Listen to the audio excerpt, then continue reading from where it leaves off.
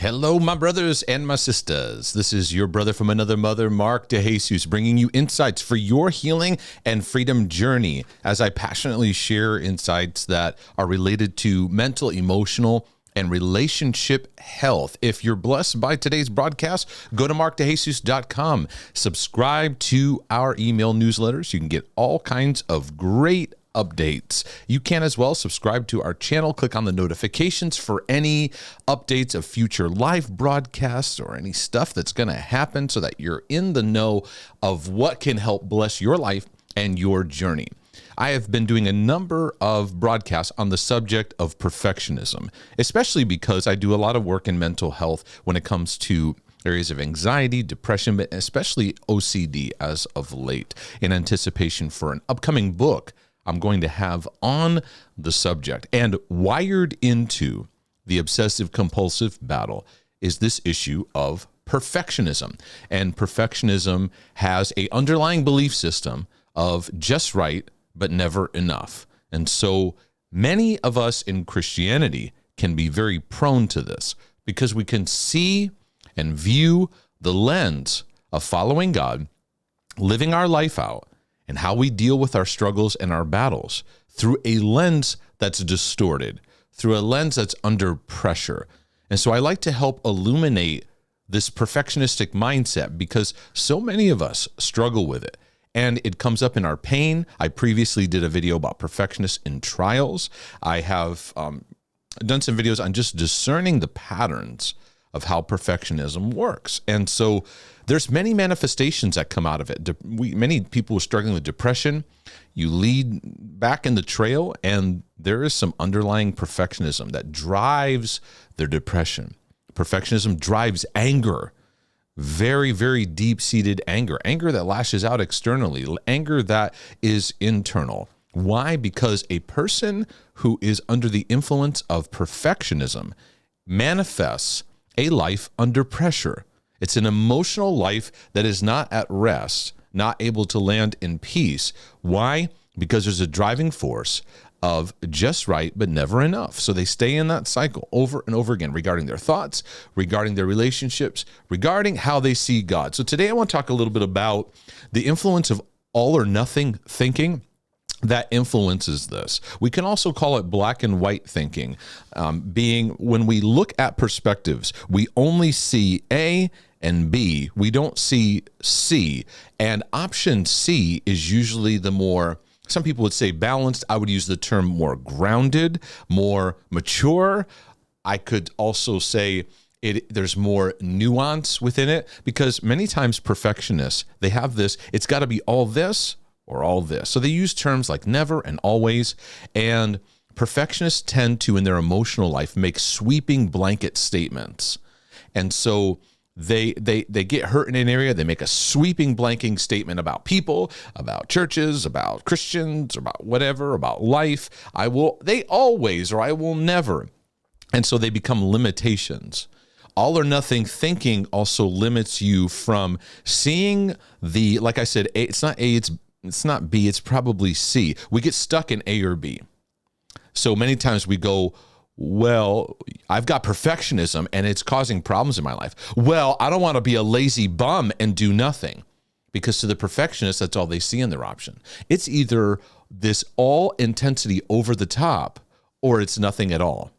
And it shows the need for nurture. It shows the need for a more loving, gracious perspective. Many times in my journey, I can't see the grounded option because I'm stuck in two ditches as my option. We have two extremes that seem to be our options. So we don't know how to walk the more grounded, mature, or as I would say, mature journey that's available for us.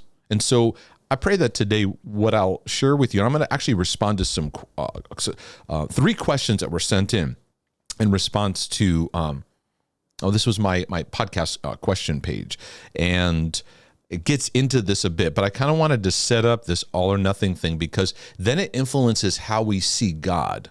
We see God, perfectionists see God through a certain lens, And they are often very resentful at God because he hasn't shown up for them in the way that they needed, because they live in this pressurized expectation. God, you need to show up in this way and this time. We don't like to admit it, but we're very demanding of him. We're demanding in our expectation. We're demanding in the way we want it. We want it in the timing that it happens. And if it doesn't happen, we crash. We crash. We get disappointed and depressed. We go into despair. And there's this churning of contempt and just unrest that's going on because of how perfectionism has trained us to think.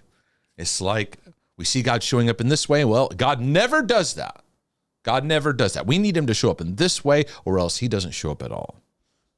Does God do this? No, because in this area it didn't happen the way it happened, so he doesn't. We create blanket statements in this all or nothing kind of mentality. And I found the all or nothing mentality kept me from being open to new ideas, being open to new possibilities, being open to areas of growth in my life. You develop limiting mindsets. So anyways, I'm just going to respond to some of these questions because I think it'll give me some avenues to bring out our perceptions of God, this all or nothing thinking, and how perfectionism works.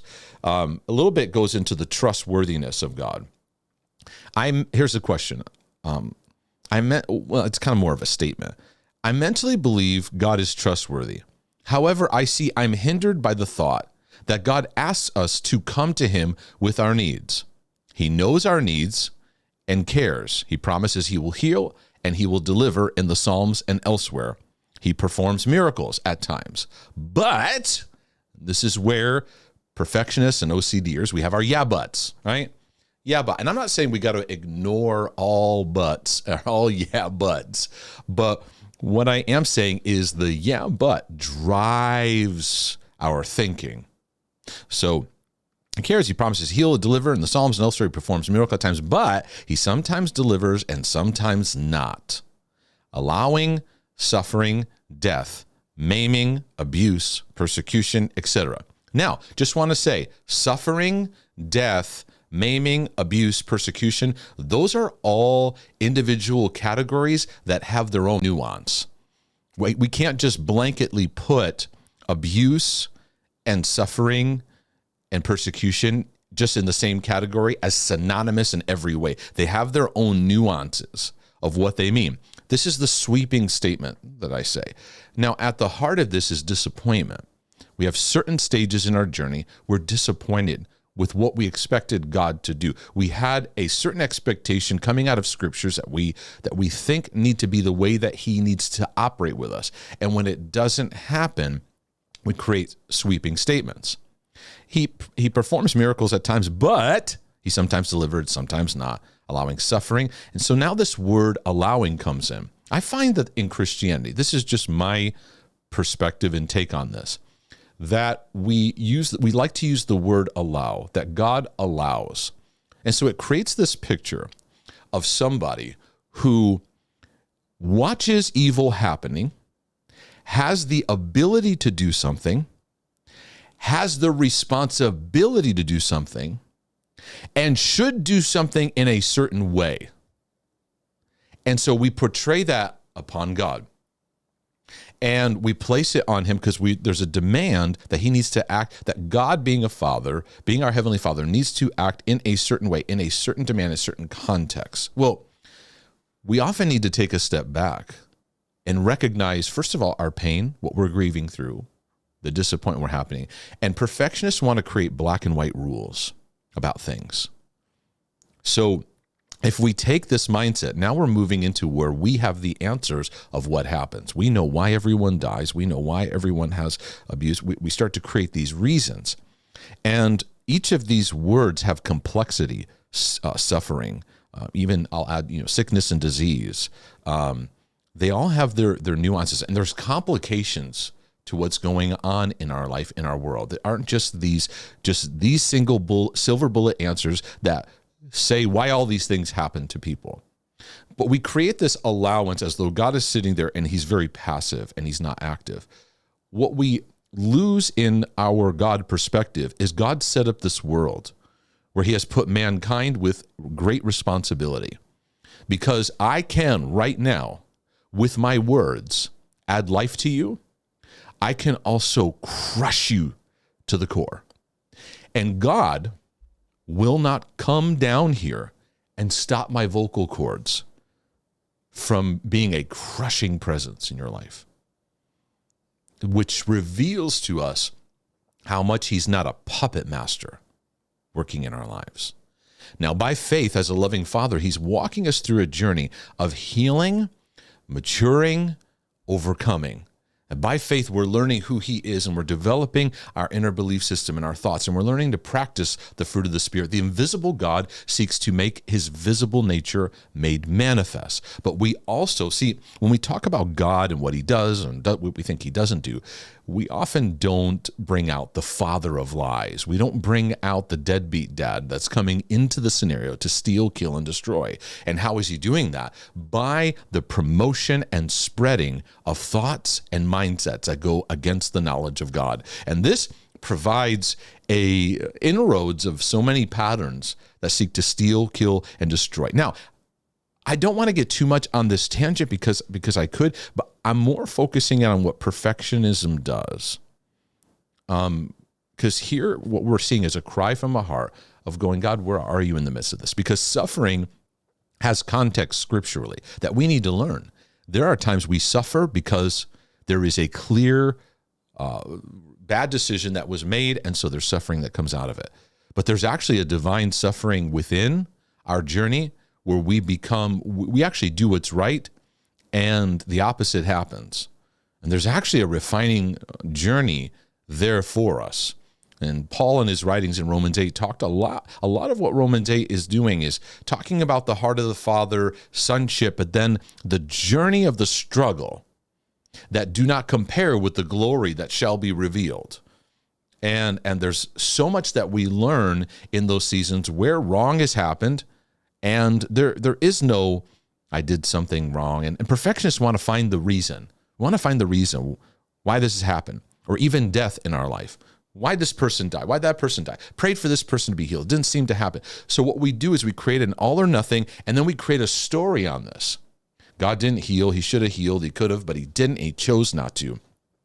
And I've learned not to create those blanket statements of what I think God is or is not doing in a painful situation, because I'm not God. I don't know. My ways are not his ways. My thoughts are not his thoughts. I'm learning to have his heart in all things. I also know that God can use me to be someone who stands in the gap. In the Old Testament, the Bible talks about how God searched the earth for people who would stand in the gap being where people are and what they need. And he's like, I've set mankind to be redemptive voices of my heart. And he said, I found no one. So many times what we do is we throw at God what is actually a reflection of mankind not stepping up to the plate. I'm not saying go around and blame everyone and yell at everyone and condemn them, but that's the reality we live in. However, he's called you and I to be those who will walk in those breaches, walk in those places. So one never knows which area it will be, rescue or no rescue. And here's another area too, where we get in a situation and we call out upon God, say, rescue me, get me out of this. Which is fine, but over time, that continual kind of mindset, we develop rescue me prayers versus, so it's like the God up there, help show up, come down here to me, versus the greater is he that is in me. I can step out now because he's with me and practice who I am in learning to be an overcomer.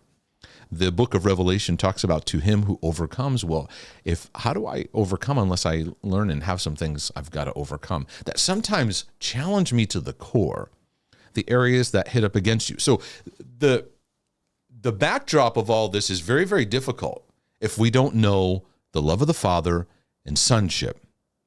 Because if we are disconnected to the love of the Father, in these moments we go, God, where are you? Didn't show up. Abandonment kicks up. 2, instead of living out of sonship, we're living out of spiritual slavery. God is distant. He's far away. I do things for him, and he doesn't show up in the way that I want him to. That's a part of spiritual slavery. And many of us are coming out of that orphanage mentality. which has permeated so much of the church culture rather than living in sonship.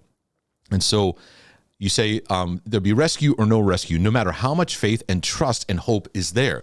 So the perspective goes back to, I've put all this stuff on the table. I pray, I fast, I do, and God, you're not showing it. And this is the mindset of a perfectionist that gets very, very angry because we show up at certain things, we do at a certain level, and then we look and we don't see the results. And it's revealing we live a performance-driven lifestyle. We live where the weight and the pressure is on us. And what we need to do is make a transition into learning to be grace recipients of the beauty of who God is and learn to let go of this animosity, this contempt, this pressure that we live under because it's distorting our lens and we're making a demand on God. And then it doesn't let us see what God is doing in our journey. My encouragement to all of you is that pay attention to what you're seeing God is doing and working on. Because when we're fussing over what we think he's not doing or these other areas in our life that we're irritated about, it's often because those areas, they're not for the season right now. Here's the focus. Here's what's happening. Here's what he's working on. Because God works layer by layer in our journey. So I'll go to the second part of this statement. I believe God is good. We are asked to, quote unquote, compare him with a good earthly father who does not give a stone when his child requests bread. But, here we go with but, though God is omnipotent, which means with unlimited power, he often does not give even a legitimate, unselfish request. Here again is the all or nothing blanket statement. He often does not give even a legitimate, unselfish request. And so that statement, like, we have to look at nuance of the journey. Life is very, very complicated. We sometimes look and go, we pray and something doesn't seem to happen. We don't realize that prayer may have had an echo in a way we didn't realize. We don't know where our prayers go. We don't know what our prayers do. In fact, Paul writes in Romans, says, we don't even know how to pray. That's prayer 101. You don't know how to pray. Like that's how you should start a prayer series off, right? He often, if a human father for purposes of learning deliberately let his child get seriously hurt or did not stop injury or neglect when it was in his power to do so, that's prosecutable abuse. So what we're looking at in the context, we're taking human relationship where a human father who has his child right in front of him is not only a father, but is a human representation to be protector over that. What we're actually seeing in so many of our lives is where a human has not taken their response. So let's play this out. What would it look like for God to then take over the planet in that way? He would now have to become a puppet master. He would now have to actually intervene, step in as God, which if he did in his glory, it would obliterate all of us. Because no man can see him in that glory. He's put in place people. And hurt comes about through people listening to the father of lies. So I want to put the focus back to where it really is, because God has put mankind in charge over creation to carry out his ways. And so, yet I know God does no wrong. So God is not the author of sin. He's not authoring this. He is putting mankind to be honorable in the ways of God. And when sin manifests, this is why I don't believe in the statement, well, do what you need to do as long as it doesn't hurt anybody. The ways of sin replicate all over culture and all over people's lives. And it is the job of you and I to become voices of redemption. But perfectionists hold God to such an intense standard, because see, like I said, if I follow this out, then God will appear out of the sky, come down, manifest. Everyone gets obliterated, and we're shifting and changing, and he's doing things for mankind. It's not how he operates out of he's not forcing any of his ways. He's relational. We choose. From the beginning, we choose. God did not step in to Adam and Eve and go, stop.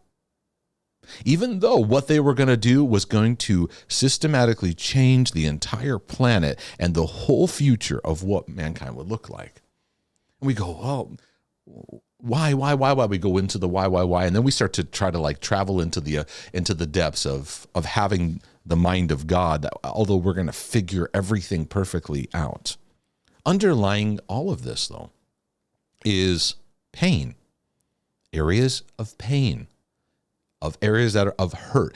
And perfectionists, they struggle deeply with underlying disappointment and pain. And it's going to take a journey. It's going to take therapy, counseling, coaching, mentoring. It's going to take rewiring, because their perfectionism in some way seems to work for them because they're high achievers, or they do things seeming just right. They have a high standard. They seem to produce good things. They're very clean, or maybe they're very orderly, or maybe there's certain things they can get rewards for until they find themselves burning out or becoming very angry or becoming very depressed. And so in that, they're mad at God, they're mad at the world, and it's really going back to the pain of the heart. Let me go to the third section here.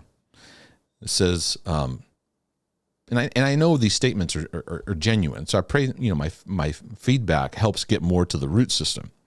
So the third part is perfectionism. Okay, where is the line where striving for excellence and doing our best crosses over to the disorder? I did just recently do a video on what's the opposite of perfectionism, so you want to check that out. But the words striving, I don't find striving to be a way of life for the believer. There is one area in the Hebrew writing where it's like, be diligent. It's a hurry up and get into rest, which is interesting. Like, wake up, hurry up and get into rest. Right? Because that's the mindset for us as believers. Perfectionists are not at rest. And so the key is not what are you doing, it's what's the driving force behind it. Are you at rest while you are still going about things that might take hard work or might take a great deal of energy or strength? But is there a relational are you at peace with yourself? Let's talk even deeper. At peace with God. Are you at peace with yourself? And perfectionists are at war within themselves. They make enemies within themselves. They don't know how to see themselves through grace and embrace weakness, embrace flaws, and embrace the humanity of pain, suffering that exists. And we serve a God who wants to be redemptive through us. So in my neighborhood, in my area, he wants to use me. But that's not going to be done in striving. It's not going to be done in constant force and pressure. It's going to be out of rest. And so you said, I sure hope that my surgeon is a perfectionist. I would push back and I would say, I don't think you would, because a perfectionist is disturbed. They have a disturbance inside.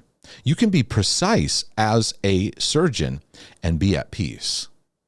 A perfectionist is going to have a underlying irritability, and at times gets in the way of their work because they're going to double, triple, quadruple check, where now they're overchecking. They can get easily disturbed by people around them. So now nurses and things like that, he or she can be more agitated, not at peace. What you actually need is a surgeon who has some experience and some practice, has some knowledge, but is at peace. In fact, I'll take it even further. What makes a great experience with a doctor is not only the expertise in whatever is being addressed, but the bedside manner. You ever been around a doctor who knew a lot but was a jerk? Or was just, didn't know how to interact? Like you're talking to a robot, like, hey, they call it bedside manner. I've heard story after story of people having terrible experience because the bedside manner added to the problem of what they were experiencing. So I would argue, no, I would not want a perfectionist as a surgeon. And this is how it's understanding how we're defining it. You said also, and drivers on the highway. Nope. All the perfectionists on the highway are many of them honking and getting on road rage and getting angry because they're disturbed. And anyone handling my money, no, Again, I wouldn't want someone's handing my money being a perfectionist either. Now, they're out there, they're everywhere, and I'm in my recovery, right? So it's not a black and white thing, but we tend to go, well, I want a perfectionist if they're doing this. No, you don't, because they're disturbed inside. They're not at peace. Can you create great technology and be at peace? Can you invent something wonderful, but live a life out of peace and not just constant disturbance and constant compulsion of trying to fix things, having this irritability, nothing's ever good enough, right? One of the great examples is the founder of Apple, Steve Jobs. Many credit him with great innovation. But as you look across his journey and his story, he was an awful friend in person to be around.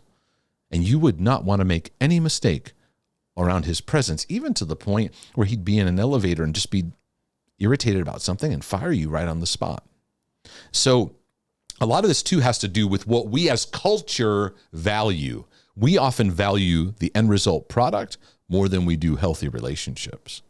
So we want big churches to grow, but we then get upset when people are abused in the process of the church growing big. And it's like, which do we want? Do we want to be healthy? Or do we want to sacrifice health at the mercy of growth? Or could we be healthy and let the growth organically happen out of the beauty of being healthy and letting God's timing work in his beautiful order and way? Because that's a part of perfectionism too, is just submitting to God's journey for us versus the demands that we put on him and put with great intensity. You know, we put a value for a business to be so big and powerful and innovative and bring such convenience, and then we get upset when we hear about abuses. Well, it's like, well, what do we want in society? What do we want to value? And when you value relationship, it begins to start to shift and change your focus, your methodology, your rhythm in life, and even what you go about in your day. You said, and the repairman and the contractors. Again, I would respond the same way too. You wouldn't necessarily want to be around their disturbance. What you would want is someone who is relational and gives you a pleasant experience. You don't want an angry, irritated perfectionist working in your house. What do people report when you put your 5-star review for a contractor? It's a job well done, and also the relational components. They arrive on time. They communicate well. They explain things to you. They don't take advantage of you. They're not just trying to sell you something. All the things that we give 5-star reviews for people in professions are out of how they made us feel. They could do good work, but be a jerk, be irritable, be impatient, and it's not as great of an experience. Like, well, the bathroom looks great, but whew, man, couldn't even be around him. You had to tiptoe, and that's an extreme version of a perfectionist too. But I want someone who works and who's at peace, and that relational component. And perfectionists don't know how to live in the beauty of relational flow. They're preoccupied with getting something done. They're so focused on it, they can't pause and just have a moment and say, hey, how you doing? And have that relational aspect to them, because that's really what makes the difference. You mentioned an ordered, flourishing society thrives on integrity and excellence. Yes, there's truth to that, but not out of disturbance. You can I have a clean room. This office, I try to keep, in order. I mean, it's a studio. It's got lights and things like that, and there's wires and stuff like that. So it's a little bit different than a typical office room. It's more of a studio space, but I appreciate order, where I like things. My wife and I are we want our house clean. We keep it up. We try to work together in keeping cleanliness and order, but we have to be aware of disturbance. Am I doing it because it's disturbance? Because I want to feel better, and that disturbance is now driving me, and it's keeping me from being relational, and it's flourishing this anger within. So I believe that these things can be done, but what's the driving force behind it? You said, please help us to know the difference. I'm sorry, the sentence before that. You certainly cannot be suggesting that carelessness or mediocrity is commendable or desirable, ! Right? Here's the all or nothing. So if I stop perfectionism, it means I'm going to be a messy slob and my house is going to be all over the place. No, that's not the metrics that I'm talking about here. I'm talking about the driving force, because the person who doesn't clean anything and leaves their house a mess has underlying issues as well too. And some of it can actually be perfectionism. They don't bother because it's never good enough. So they procrastinate and they never get started with projects. How many people never get started with something in their yard or something in things that everything's a mess, but they never get to it because they're overwhelmed with the perfectionistic standards. They never take a step. It's all about what's driving us. It's all about what's behind it. And my encouragement to you is to develop a more nurturing, more loving relationship with yourself. And a big part of what's helped me is in my book, God Loves Me and I Love Myself. It helped me to develop a new relationship with myself. And for all perfectionists, you'll need a new way of learning how to relate to yourself. In the middle of my book, The Heart Healing Journey, I also talk about a 3-step approach of how do we look at ourselves and what we're struggling with and what we're battling with that could tune us more into a godly perspective built on His love and His grace towards us. If this was a broadcast that was a blessing to your life and your journey, again, be sure to subscribe. Also, go to our donate page and go to markdejesus.com. Click on the donate page. You can give a one-time donation or become a regular supporter. Appreciate that. Take advantage of our books, materials, and I pray above all things that you sense the presence of God's love and the grace of Jesus Christ. So, Lord willing and the creek don't rise, this is your brother from another mother saying, I'll be back with some more resources and more stuff for your journey. But in the meantime, I'm out.